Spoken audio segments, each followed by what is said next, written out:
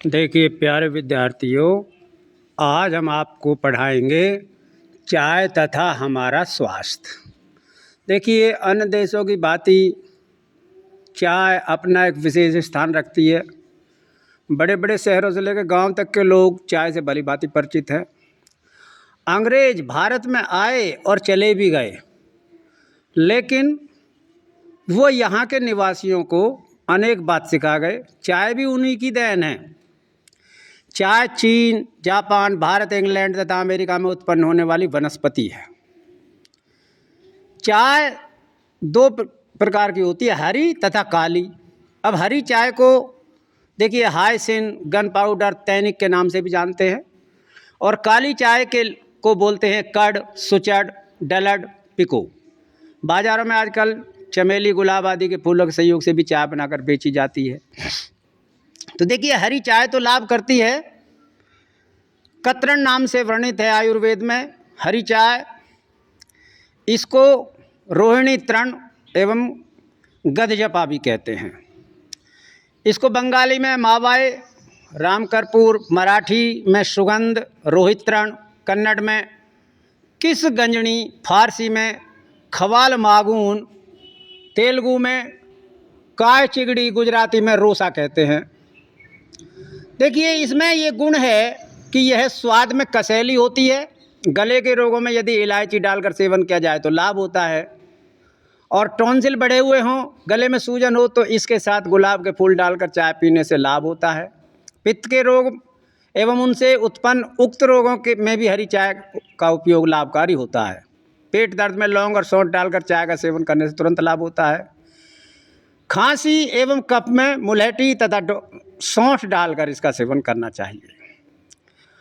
बुखार में भी चाय का प्रयोग लौंग, इलायची, दालचीनी, तेजपात, अदरक डाल के करें तो रोगी को लाभ मिलता है। मेटेर या मेडिका ऑफ इंडिया में इस हरी चाय के विषय में लिखा है कि इसके पत्तों में एक सुगंधित तेल होता है जो कि बलकारक, उष्ण, पसीना लाने वाला तथा अफारा को दूर करने वाला है। हरी चाय ज्वर, कर्णमूल, ग्रंथिशोथ, अजीर्ण, हिस्टीरिया एवं कफ के रोगों में दी जाती है।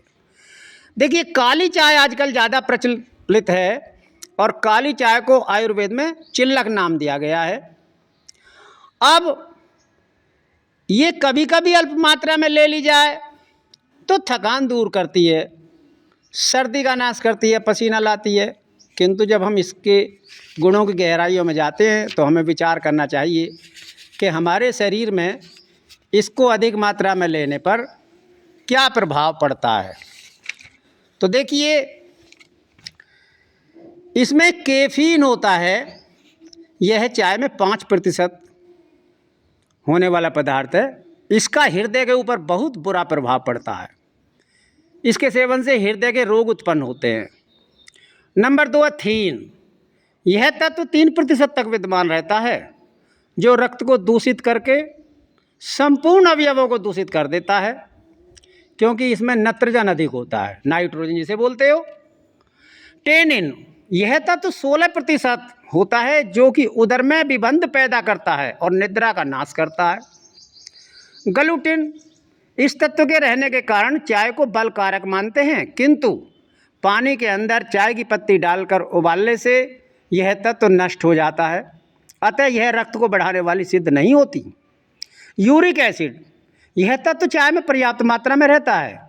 ऐसा मत है कि आधा किलोग्राम में 58 ग्रेन यूरिक एसिड विद्यमान रहता है, जिससे मनुष्य को बार बार मूत्र आता है। फलस्वरूप वृक्क, जिसे आप किडनी बोलते हैं, मूत्राशय, ब्लैडर और मूत्र नलिकाएं निर्बल हो जाती हैं।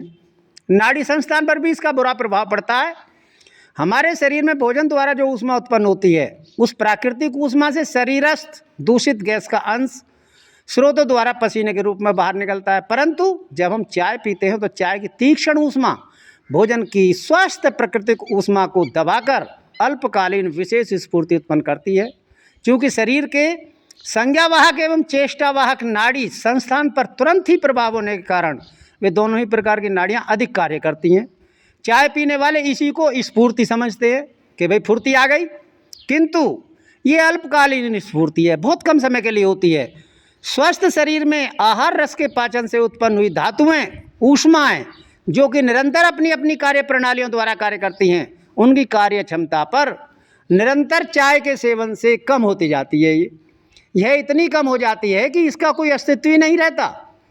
अर्थात चाय द्वारा कृत्रिम ऊष्मा शरीर की ऊष्मा, स्वस्थ ऊष्मा को दबा देती है, जिसके परिणाम स्वरूप बिना चाय के सेवन किए व्यक्ति कार्य करने में असमर्थ रहता है। आपने देखा होगा बुढ़े बहुत जल्दी जल्दी चाय मांगते हैं, पहले दिन में 1-2 बार, फिर 4-6 बार, और इसी प्रकार उनकी वो बढ़ती जाती है डिमांड।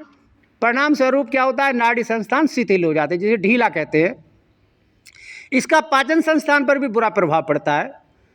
जो देश शीत प्रधान है यानी ठंड अधिक पड़ती है, उनमें तो चाय की ऊष्मा अधिक अंश में लाभदायक सिद्ध हो भी सकती है।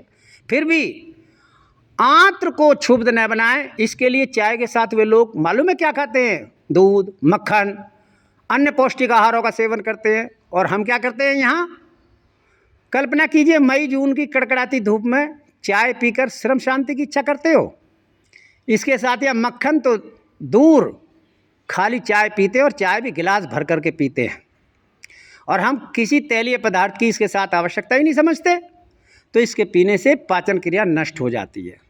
अधिक चाय पीने से प्यारे विद्यार्थियों, रक्त आदि धातुओं की वास्तविक ऊष्मा नष्ट हो जाती है तथा मस्तिष्क के ज्ञान तंतुओं में भी दुर्बलता आ जाती है। इसलिए चाय को कम कर दीजिए।